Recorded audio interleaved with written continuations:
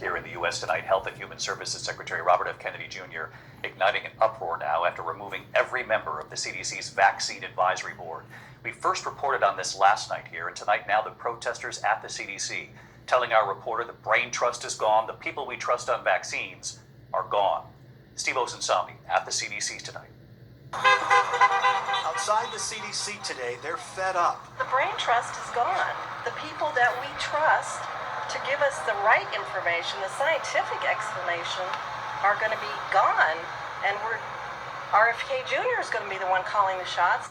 They're upset with the nation's health secretary, who tonight is defending his decision after assuring lawmakers that he wouldn't mess with the committee of experts who advised the CDC on vaccines. We're going to bring people onto the ACIP panel, not anti-vaxxers. We're bringing people on who are credentialed scientists and who are going to follow the science and make critical public health determinations for our children.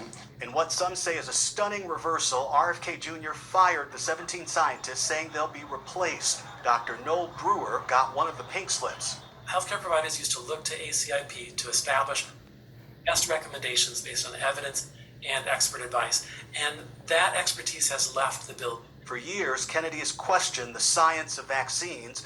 There's no vaccine that is, safe and effective. Louisiana Senator Bill Cassidy, a doctor, was a deciding vote in approving Kennedy for the job and said this at the time after meetings with RFK Jr. It confirmed he will maintain the Centers for Disease Control and Prevention's Advisory Committee on Immunization Practices recommendations without changes. Do you have any regrets? Today he was quiet about that vote, but online said that he worried a new advisory board will be filled up with people who know nothing about vaccines except suspicion.